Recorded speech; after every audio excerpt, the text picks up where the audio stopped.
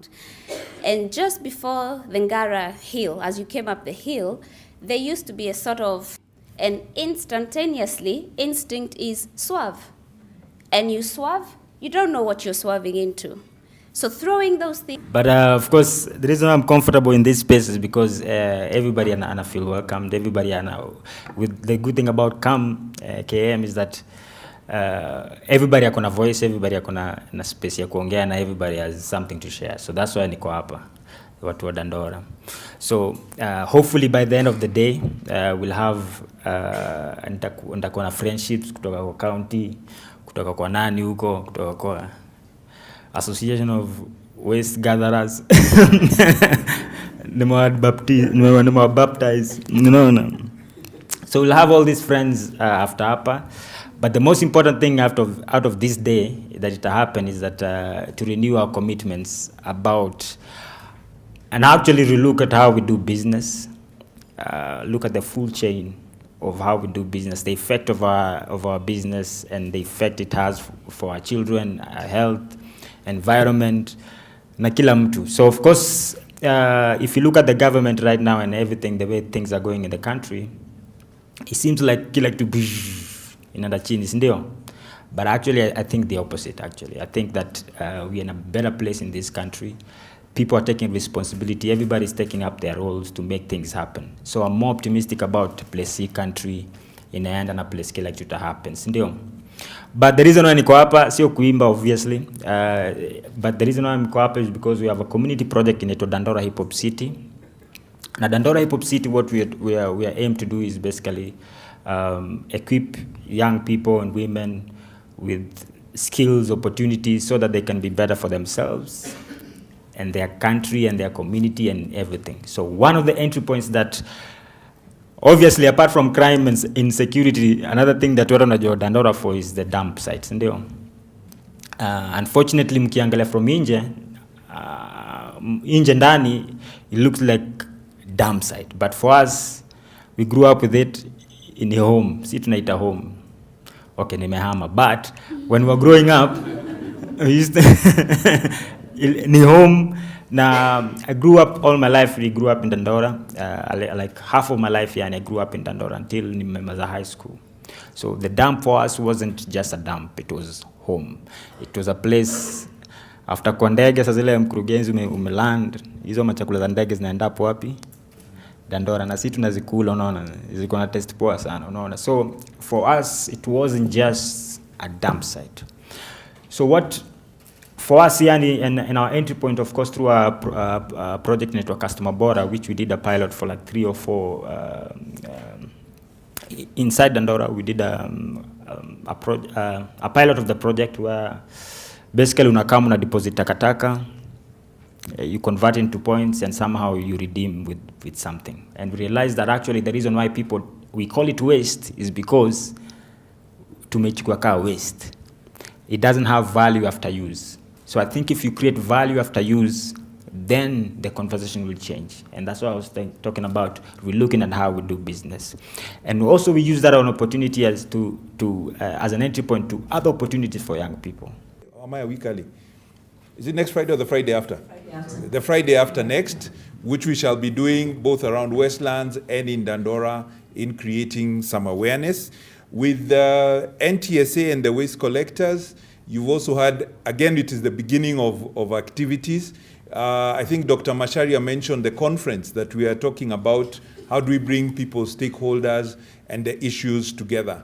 What happens that we do mostly as KAM is a lot of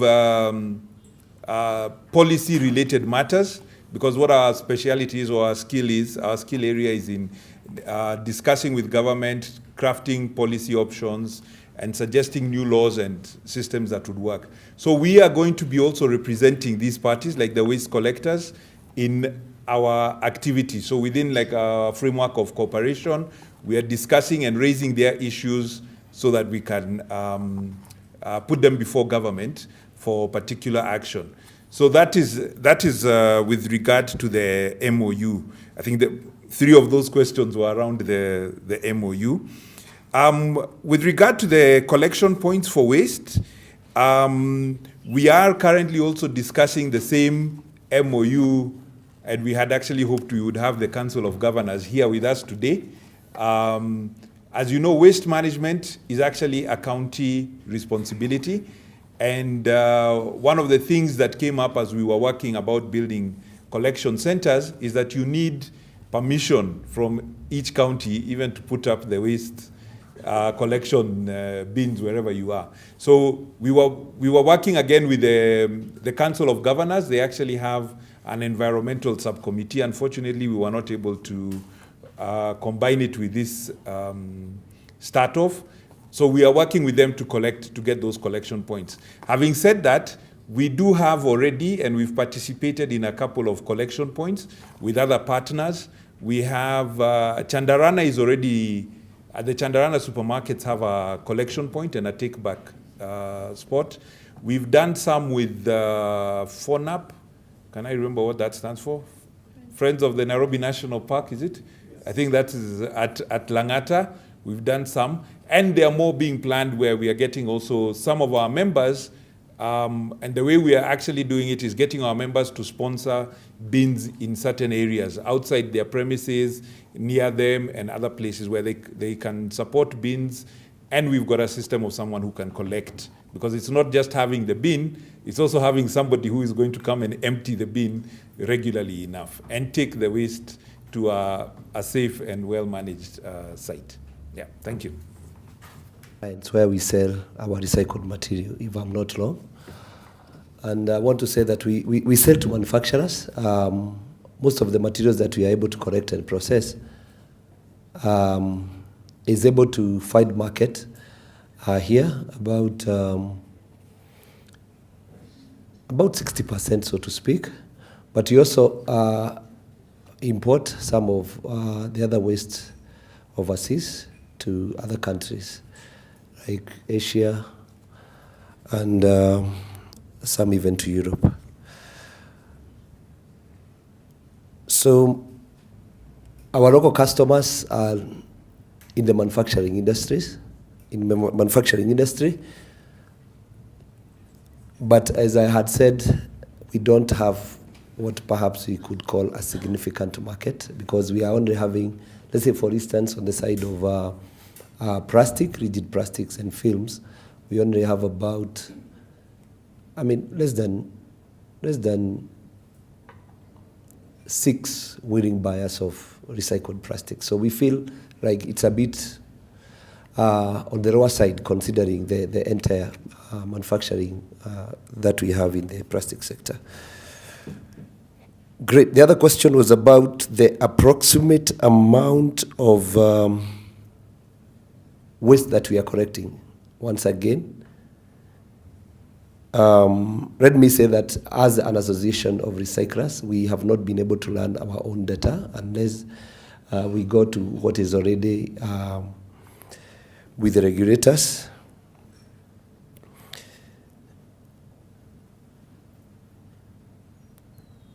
What we have is about, what we are recycling is about, I think, 23% of our general waste that we are generating. So like we said, our culture age is the point at which recycling begins. And we have always advocated that if it was possible for us maybe to deal with the issues of sorting at source, then we are able as recyclers. Like we said, waste to us is raw material. So we don't, there is nothing for us to celebrate when we take so much in terms of percentage to the dump sites. But we would do with food, even when you have very good food that is contaminated, sometimes it's better to choose to leave the food alone. So much of the waste that is even in the Dora, the problem that we have with it as recyclers is that sometimes when it is mashed together, we have waste food, we have some things that are too small. Basically we have a bad culture in terms of waste collection. And we have always said, when we've had forums with the other stakeholders, that for us recyclers, if people were able to sort their waste at source, I mean, light at the kitchen or in the office. For us, we would pay you for that waste. We don't see why. We just need to dump a very small percentage of the waste that we put together. But then we have a problem because when we collect, we put everything together. We don't have, I mean, the other time in another forum, we were just considering and asking ourselves whether actually every person has a dustbin. And we agreed that not every person has a dustbin in Kenya, and that is where the problem begins. So we were just asking ourselves, maybe, I don't know whether it's a pie in the sky or whether we are able to do this, but we are just asking ourselves whether it's possible for us even to have just one dustbin before we look at the compartments that are needed to separate the basic waste that we are generating. For us, every waste is money. Call it whatever you like. Every waste is money. But when it is put together, then we have dump sites. In the same light, I want to talk about the issue of the dump site versus the material processing and separating facilities. From where we start as recyclers, we still insist that we need more separating facilities than dump sites. And maybe we need to do something about the culture of dumping. And this is more towards perhaps what I believe what my brother, Mr. Juliani, signed must have been connected to that. Because as recyclers, just like having good food that is contaminated, the waste reaches a point where we just allow it to go to the bin, even when we could have used it. Waste like food should be collected as quickly as possible. This morning, to represent the partnership that we have with the Kenya Association of Manufacturers as a ministry, to ensure that we deal with one of the waste streams called the PET bottles. This journey, I think the earlier speaker has spoken about where it started. This journey started about 10 years ago, and it has been a journey of leaps and bounds where we have been moving slowly. Of course, you are all aware that in the year 2007, in the finance bill, that is when the government imposed some excise duty on plastics, and of course that money went to the consolidated fund. It didn't come to the environment, and of course maybe the price was transferred to the customer, and the environment did not get cleaner. And after a series of discussions with CAM, in 2017, there was a gazette notice that was published, number 2356, banning the manufacture, import, and use of plastic carrier bags. Of course, that is now water under the bridge. People have gotten used to living without the bags, except for the illegal ones. Soon after that, in September 2017, there was this talk about, we started the talk about the PET bottles, now that we had won the war on the polythene bags. You are aware that the ban came into effect in August 2017, 6 months after the Gazette notice was published. And what happened is that the ministry imposed a ban on PET bottles at Karura Forest and national reserves and game parks. And this was aimed at making sure that there are no bottles dropped in our environment. For those of you who don't know what a PET bottle is, it is right here with me. So immediately after that, the ministry started interacting with the KAM, and on 17th of May 2018, we penned down signatures on what we call the framework of cooperation. This was done between Ministry, NEMA, and Kenya Association of Manufacturers. And what we agreed on is that we were to suspend banning of PET bottles and immediately engage into development of what we call take-back schemes and extended producer responsibility schemes for PET bottles. And of course, with agreements, everybody promises what they can do. And CAM made their promises that they are the ones to make the scheme. So the bottles take-back schemes was the responsibility of CAM.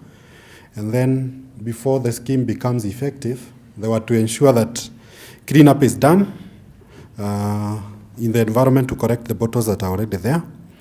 And there was to be a lot of awareness to be created.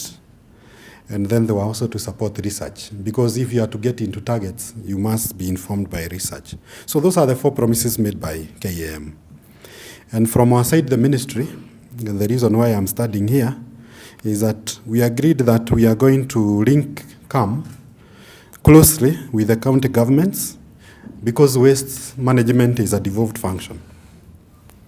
We were also to engage in public education and awareness as a ministry on disposal of PET bottles.